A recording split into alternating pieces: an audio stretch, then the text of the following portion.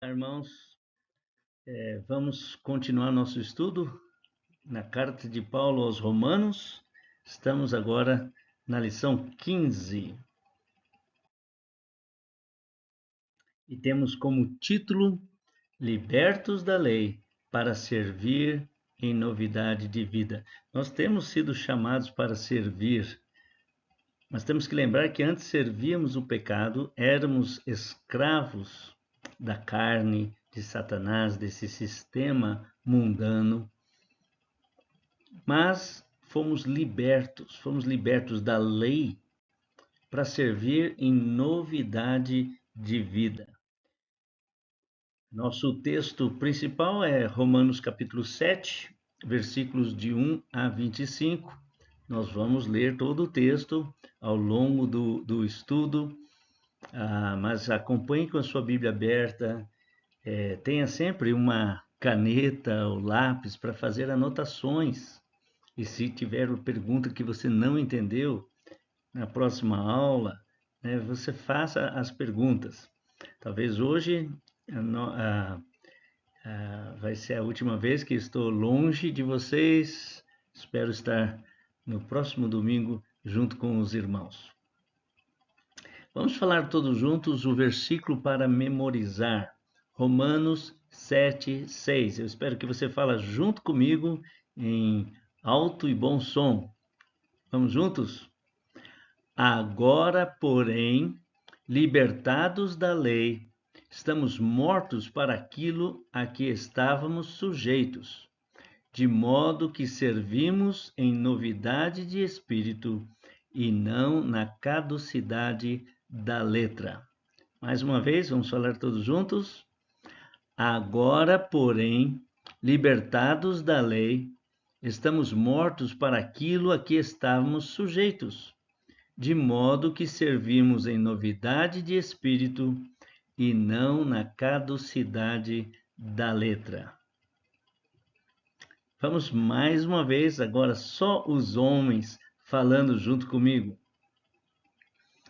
Agora, porém, libertados da lei, estamos mortos para aquilo a que estávamos sujeitos, de modo que servimos em novidade de espírito e não na caducidade da letra. E ainda mais uma vez só as mulheres agora, lendo junto comigo também, eu vou falar com vocês. Agora, porém, libertados da lei, estamos mortos para aquilo a que estávamos sujeitos, de modo que servimos em novidade de espírito e não na caducidade da letra. Romanos 7, 6. Para encerrar, todos juntos mais uma vez, falando em alto e bom som. Agora, porém, libertados da lei, estamos mortos para aquilo a que estávamos sujeitos, de modo que servimos em novidade de espírito e não na caducidade da letra. Romanos 7, 6. A letra, né? Aqui se refere ao quê? A lei escrita, especialmente a lei de Moisés, que era seguida de maneira externa e legalista por muitos judeus. Jesus teve sérios problemas com os fariseus, que eram religiosos, procuravam, obedecer às escrituras, mas a visão deles era apenas limitada àquilo que estava escrito, sem perceber que Deus queria mais do que simplesmente uma obediência estrita legalista. Às vezes, o literal levava eles a cometer muitos erros, porque não perceberam a essência do que Deus queria dizer. Nós cremos na interpretação literal, mas a interpretação literal dá espaço também para, examinando o contexto, perceber que há alguma coisa mais que Deus espera de nós. Precisamos, então, quando lermos as Escrituras, deixar o Espírito Santo falar conosco e interpretar as Escrituras à luz das Escrituras. Precisamos examinar bem o contexto, o que vem antes, o que vem depois do texto que estamos considerando. Quando Paulo fala aqui, não na caducidade da letra, o que Paulo quer dizer? Caducidade tem a ver com envelhecer, né? A decadência. Sugere alguma coisa que já foi ultrapassado, que perdeu a validade, que perdeu o vigor. Então, Paulo está se referindo ao modo antigo, legalista e externo de servir a Deus por meio da lei. Muitos fariseus estavam errando por não conhecer as Escrituras. Eles conheciam a letra da lei, mas não o espírito da lei. Nós cremos tanto na inspiração verbal, mas também plenária da Bíblia, o que quer dizer o sentido pleno das Escrituras que nós encontramos quando comparamos as coisas espirituais com as coisas espirituais. Nós não podemos esquecer que tudo foi escrito dentro de um contexto. Nós temos um livro que é a Bíblia, mas a Bíblia foi escrita, né, como uma coleção de livros, de Gênesis a Apocalipse, nós temos 66 livros. Cada livro tem seu contexto e cada texto dentro desses livros precisam ser vistos à luz de todo o livro da Bíblia. Então, esse sistema antigo exigia obediência minuciosa a mandamentos externos, mas sem a regeneração interior. O irmão pastor John MacArthur, eu falei que ele faleceu semana passada, né? Ele deixou um comentário sobre isso dizendo: a letra refere-se à lei mosaica, especialmente como um sistema legal que não podia salvar.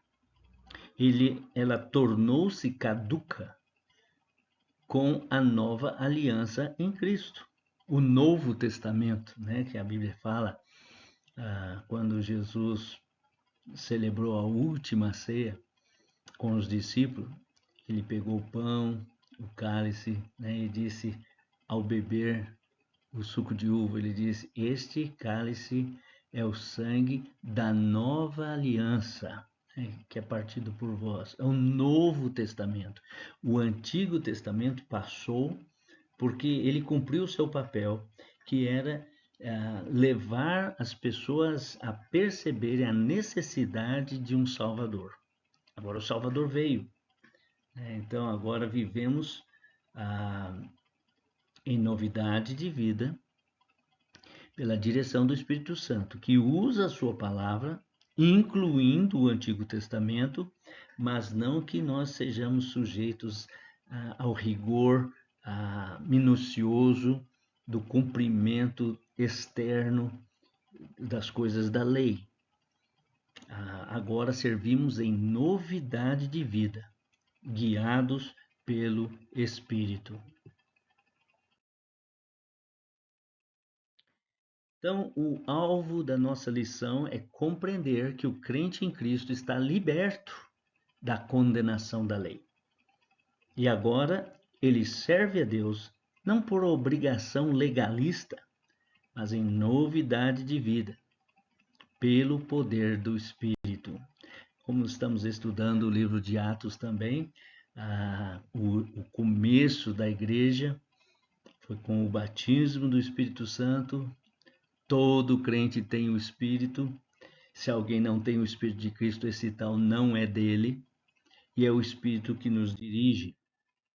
Então, esta lição nos ajudará a identificar o fracasso da carne diante da lei, reconhecer a santidade da lei e viver, então, em submissão ao Espírito Santo, que é a única fonte da verdadeira santidade. Então, o que sentir? Devemos sentir humildade e gratidão ao reconhecermos que, por nós mesmos, somos incapazes de viver uma vida santa. Toda tentativa de agradar a Deus na força da carne resulta em frustração. Então, nós temos que ser bem realistas, temos que ser sinceros e admitir que nós não temos condições de realmente obedecer todos os preceitos que nós encontramos nas Escrituras. Isso não nos dá liberdade para sair pecando quando estamos justificados, já que eu não consigo, então vamos cair na carne. Não, vamos sentir então essa humildade e gratidão, né, de que não somos capazes, né, de agradar a Deus por nós mesmos. Mas nós vamos perceber o que devemos fazer então. Primeiro, o que saber? Devemos saber que a lei de Deus, ela é santa, ela é boa, mas ela não tem o poder para transformar o coração humano. Estou me referindo a todos os mandamentos que nós temos no Antigo Testamento, que são pelo menos uns 900 e poucos mandamentos. Eles são resumidos em 10, que mais tarde Jesus resumiu para 2, e mais tarde ainda João, citando esses mandamentos, ele cita um, que é o amor, né? Os 10 mandamentos, na verdade, são duas tábuas, em que uma tábua estava se referindo aos mandamentos que nós temos relativos a Deus, e a outra tábua, os mandamentos que nós temos relativo às outras pessoas, ao nosso próximo. Por isso que Jesus disse, o maior mandamento é amar a Deus sobre todas as coisas, e o segundo mandamento é amar o próximo como a ti mesmo. Mas quando a gente fica tentando obedecer esses mandamentos como uma forma de agradar a Deus, nós percebemos imediatamente como somos fracos. Temos que admitir, ser sinceros e confessar pecado. É esse o propósito da lei mesmo, para mostrar que somos pecadores e que dependemos de Deus. Mas ao estudar as Escrituras, devemos saber, então, que a lei é boa,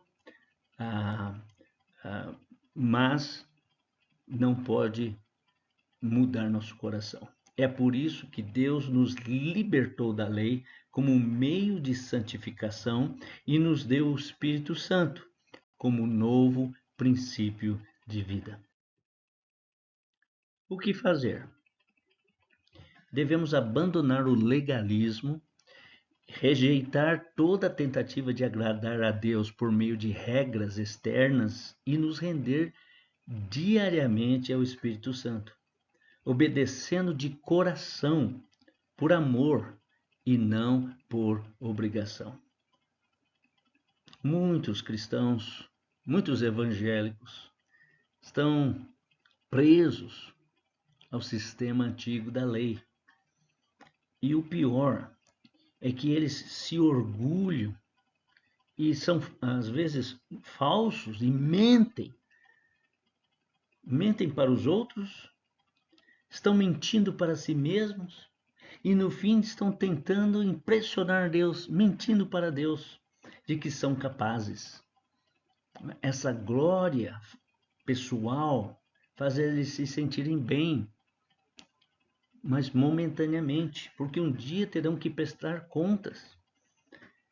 E se eles fossem sinceros e humildes, eles iam perceber que precisam abandonar o legalismo, rejeitar toda tentativa de agradar a Deus por meio dessas regras externas e se render diariamente ao Espírito Santo, obedecendo de coração, por amor e não por obrigação. Então nós vamos ver aqui 3 realidades espirituais em Romanos capítulo 7. 3 realidades espirituais que nós vamos ver agora nesse capítulo. A primeira realidade nós vamos encontrar nesses primeiros 6 versículos, Romanos 7, versículos de 1 a 6. Trata-se dos dois maridos, os dois maridos. Vamos ler o texto, Romanos capítulo 7, versículo 1, 2. Eu gostaria de que vocês lessem, mas como eu não sei coordenar o tempo aqui, eu mesmo vou fazer a leitura. Hoje, excepcionalmente, eu vou fazer toda a leitura bíblica, mas os irmãos acompanhem e anotem na sua Bíblia qualquer coisa interessante que você possa rever mais tarde, ler, fazer perguntas a respeito. Ok? Romanos capítulo 7. Ou não sabeis, irmãos, pois que falo aos que sabem a lei, que a lei tem domínio sobre o homem por todo o tempo que vive? Porque a mulher que está sujeita ao marido, enquanto ele vive, está ligada pela lei, mas morto o marido, está livre da lei do marido. De sorte que, vivendo o marido, será chamada adúltera se for de outro marido. Mas morto o marido, livre está da lei, e assim não será adúltera, se for de outro marido.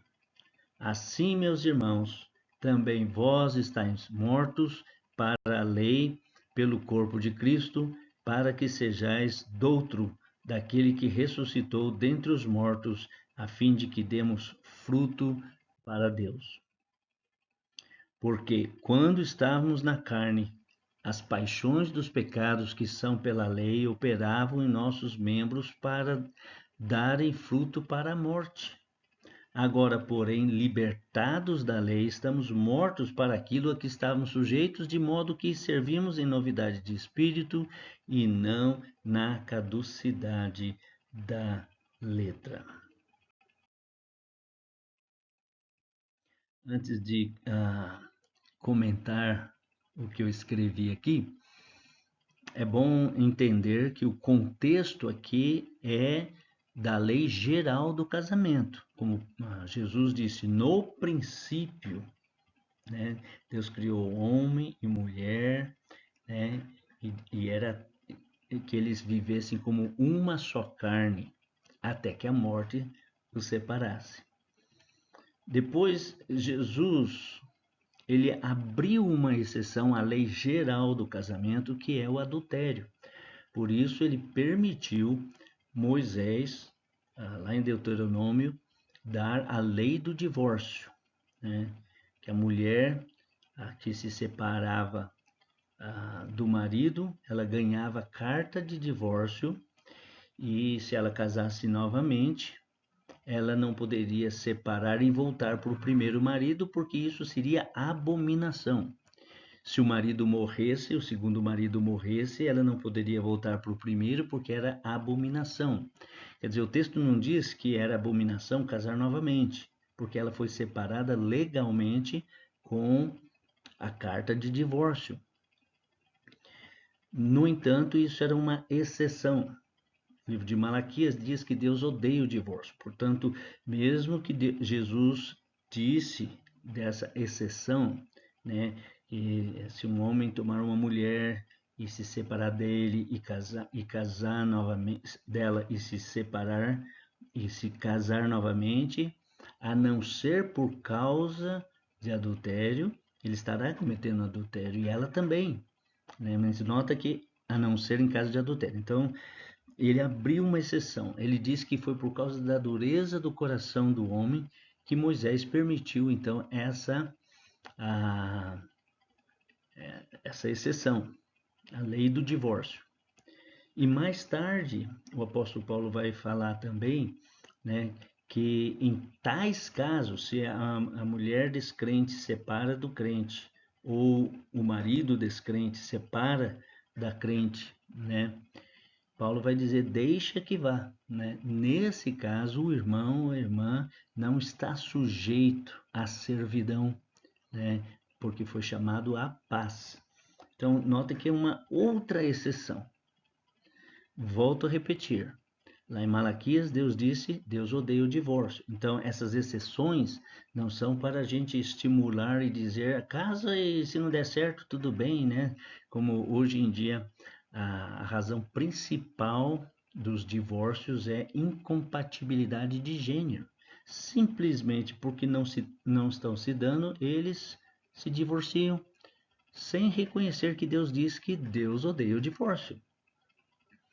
Então, Paulo disse aos casados: não se separem, mas se separarem, busquem a reconciliação. Então, sempre tem que ter esse esforço para ser como o princípio, né? Que seja até que a morte os separe. Mas aqui Paulo está falando da lei geral do casamento. Paulo usa o exemplo do casamento para mostrar que estamos casados com a lei, mas morremos com Cristo e agora pertencemos a outro, pertencemos a Jesus. Então, a lei não morreu, mas nós morremos para ela. Agora, livres da antiga aliança, que era baseada em regras, vivemos um relacionamento de amor com Cristo. Servimos não como escravos, temendo punição, mas como uma noiva desejosa de agradar o seu noivo. Então, é por aqui que nós temos que entender. O Paulo não estava tratando em si do casamento aqui. Temos outros textos que falam sobre casamento, recasamento, a lei geral, mas também as exceções específicas. Eu acredito que só existem duas exceções, né? A primeira seria por causa de adultério, que rompe, né? Lembra que o apóstolo Paulo ele vai ensinar que se um homem se une até a meretriz, né? Uma prostituta, ele se faz um corpo com ela. Se ele se faz um corpo com ela, ele está rompendo o relacionamento que ele tinha antes com sua mulher, que ele se fez uma carne, um corpo, né? Mas agora ele se uniu com uma outra, ele rompeu, rasgou, né?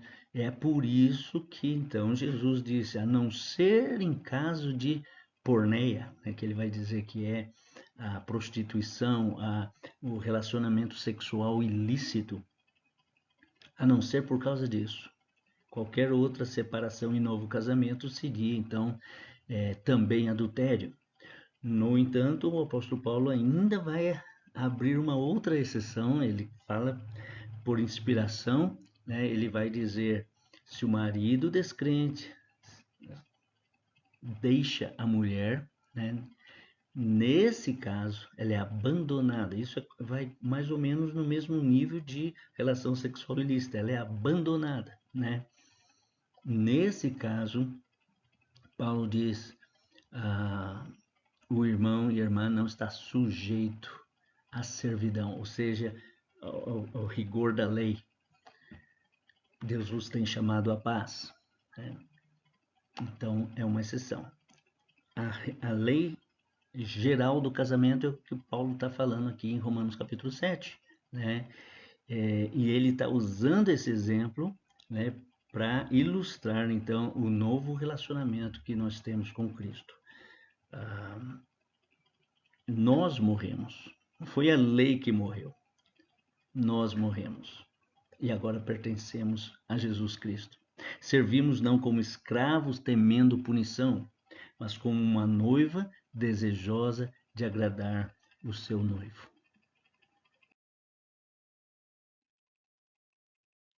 Agora nós temos a segunda lição aqui, de versículo 7 ao versículo 14. Nós encontramos duas descobertas. Vamos ler o texto. Eu vou ler para os irmãos acompanhem. Romanos 7, 7 a 14.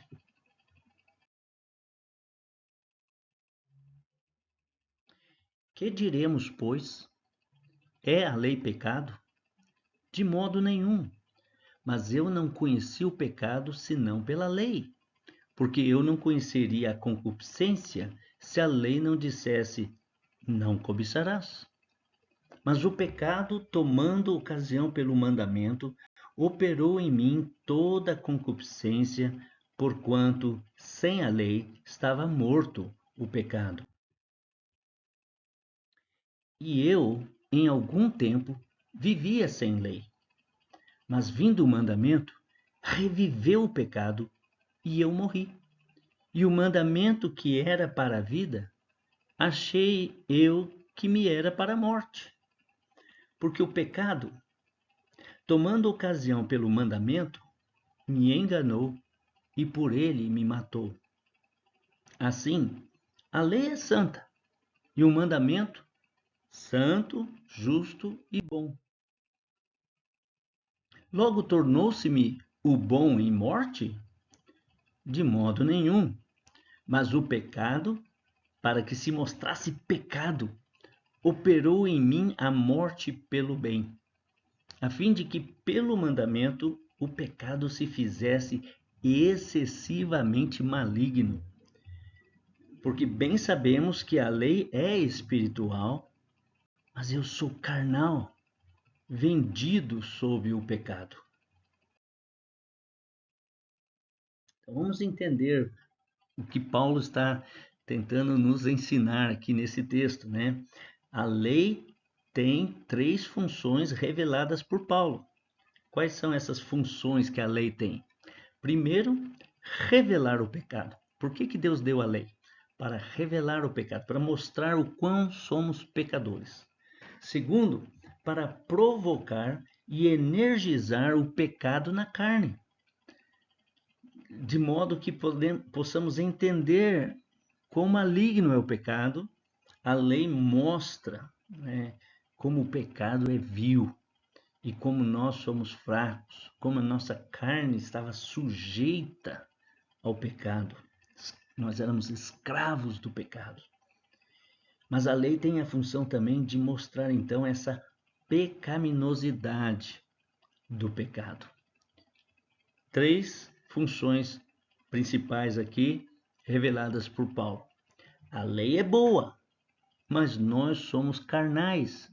E a lei foi dada para mostrar. Por isso que Paulo fala que ela é como um aio, pedagogo, alguém que conduz a criança para o conhecimento, leva ele, ensina ele, né? Paulo usa essa palavra, aio, que era o acompanhante. Na verdade, a palavra depois, né, é usada para nossos líderes escolares, né, os pedagogos. A palavra aio é a palavra grega pedagogos, né? Ela nos leva para Cristo, porque ela chega ao ponto de mostrar que nós somos pecadores e precisamos desesperadamente de um Salvador.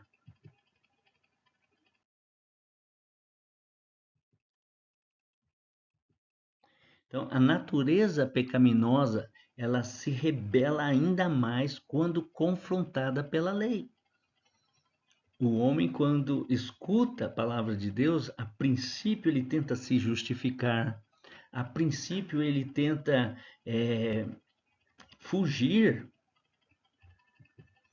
O grande apóstolo Paulo reconheceu a sua impotência diante do padrão divino.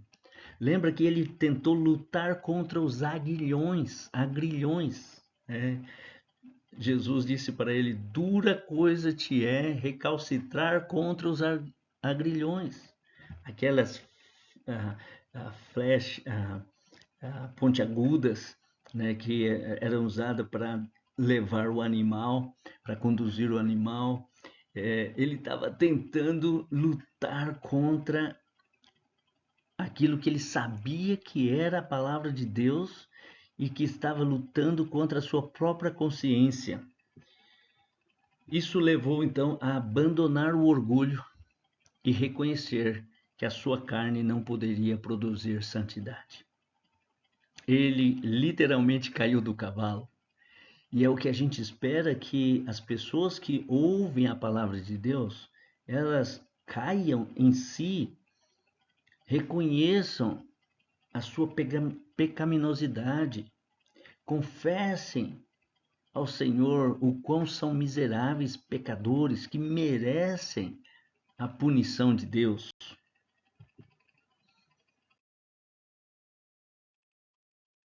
E aí nós chegamos então a terceira lição, né? Que nós vemos aqui dois princípios, nos versículos 15 ao versículo 25. Dois princípios. Vamos ler juntos os versículos 15 a 25. Porque o que faço não aprovo, pois o que quero, isso não faço, mas o que aborreço, isso faço. E se faço o que não quero, consinto com a lei, que é boa. De maneira que agora já não sou eu que faço isto, mas o pecado que habita em mim. Porque eu sei que em mim, isto é, na minha carne, não habita bem algum. E com efeito, o querer estar em mim, mas não consigo realizar o bem. Porque não faço o bem que quero, mas o mal que não quero, esse faço. Ora, se eu faço o que não quero, já o não faço eu, mas o pecado que habita em mim. Acho então esta lei em mim, que quando quero fazer o bem, o mal está comigo. Porque segundo o homem interior, tenho prazer na lei de Deus. Mas vejo nos meus membros outra lei que batalha contra a lei do meu entendimento e me prende debaixo da lei do pecado que está nos meus membros. Miserável homem que eu sou, quem me livrará do corpo desta morte? Dou graças a Deus por Jesus Cristo, nosso Senhor. Assim que eu mesmo, com o entendimento, sirvo a lei de Deus, mas com a carne, a lei do pecado. Então, Paulo identifica aqui dois princípios, ou duas leis. Primeiro, a lei, o princípio da carne, pecado e morte. E outro princípio é o princípio do espírito, vida em Cristo. Esse é o testemunho do apóstolo Paulo, irmãos. Ele estava sendo sincero. É tão bom você ver uma pessoa sincera e não alguém que está tentando enganar e se fazer passar, né, como um tipo de super-herói que nunca tem fraquezas. O apóstolo Paulo foi sincero em abrir o coração dele e dizer que ele também lutava com a carne, mas que ele tinha o espírito e ele sabia que se ele alimentasse a carne, ele caminhava para a morte. Se ele alimentasse a sua vida espiritual, sua comunhão com Deus, deixando o Espírito Santo dominar sua vida, ele tinha vida em Cristo. Vamos entender, o texto vai dizer que a carne nunca melhora. Deus nos deu uma nova natureza. Nós temos duas naturezas. A velha natureza, que Deus não tenta nem reformar. Ele dá uma nova natureza. Se alguém está em Cristo, é nova criatura. As coisas velhas já passaram, eis que se fizeram novas. Mas a velha natureza está lá tentando ressuscitar, tentando tomar lugar que não tem mais, né? Vamos entender o que o apóstolo Paulo está nos ensinando aqui. O crente tem uma nova natureza, mas a antiga ainda está presente. Tentativas de auto-santificar pela lei sempre fracassam. Não basta a gente ter uma lista de regras, a igreja fazer uma lista de regras. Para falar bem a verdade, no começo do meu ministério, eu enfatizava algumas regras para ajudar os membros a andar no caminho certo, mas eu percebia que isso não ajudava muito. Às vezes era só mais discussão. O fato de estar deixando as pessoas aprenderem e tomar decisões não está dizendo que eu agora sou liberal ou que elas têm permissão para fazer o que querem.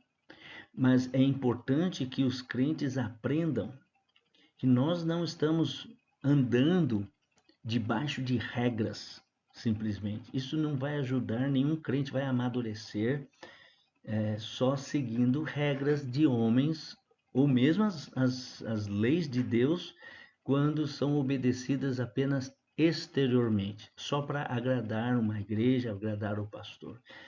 As pessoas têm que entender o princípio, por que certas coisas deveriam ser diferentes.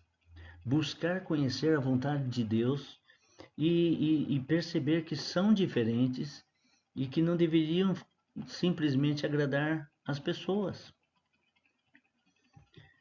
A vitória só vem quando nos rendemos à ação do Espírito. Paulo vai dizer, né, que o Espírito fala, testifica com o nosso coração que nós somos filhos de Deus. Ele fala conosco hoje usando as Escrituras, mas percebemos que o fato de sermos filhos de Deus, que o Espírito Santo é uma pessoa que nos acompanha. Por isso devemos procurar agradar o Espírito Santo e não entristecer o Espírito Santo. Então nós vamos chegar agora na próxima lição, no capítulo 8, em que nós vamos estudar isso um pouco melhor. Eu vou até ler o texto com os irmãos, já antecipando um pouquinho. Romanos capítulo 8. Agora, pois, já nenhuma condenação há para os que estão em Cristo Jesus. Porque a lei do Espírito da vida em Cristo Jesus te livrou da lei do pecado e da morte. Porquanto o que fora impossível à lei, no que estava enferma pela carne, isso fez Deus, enviando o seu próprio Filho em semelhança de carne pecaminosa e no tocante ao pecado, e com efeito condenou Deus na carne o pecado. Assim de que o preceito da lei se cumprisse em nós, que não andamos segundo a carne, mas segundo o Espírito. Algumas versões colocam esse versículo já no primeiro, né? Não sei exatamente por que aconteceu isso, que alguns versículos dizem essa segunda parte aqui desse versículo já no primeiro versículo, né? Que diz: nenhuma condenação há para os que andam, os que estão em Cristo Jesus, que não andam segundo a carne, mas segundo o Espírito. Outras versões como essa que nós estamos lendo, separa isso. Eu acredito que dá menos confusão, ainda que eu creio que esse foi o original. Esse erro ou mudança em algumas traduções pode ter sido erro do copista, alguma coisa assim. Mas vamos então concluir a nossa lição. A vida cristã, meus irmãos, não é vivida por esforço humano para cumprir regras. Mais uma vez, a vida cristã não é vivida por esforço humano para cumprir regras. A lei é santa, justa e boa, mas a carne é incapaz de cumpri-la. Nós somos chamados a reconhecer nossa impotência, render-nos ao Espírito de Deus e viver pela graça. Então, o segredo da vida cristã vitoriosa é morrer para a lei, viver para Cristo e andar no Espírito. Esse é o segredo da vida cristã vitoriosa. Morrer para a lei, viver para Cristo e andar no Espírito.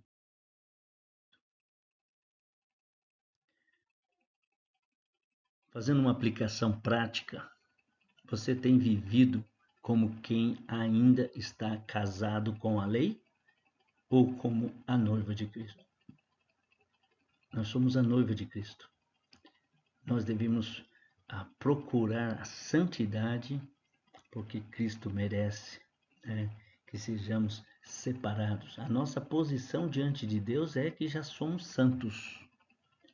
Mas na prática, Paulo diz aos Coríntios: vocês foram santificados em Cristo Jesus, chamados para ser santos, né?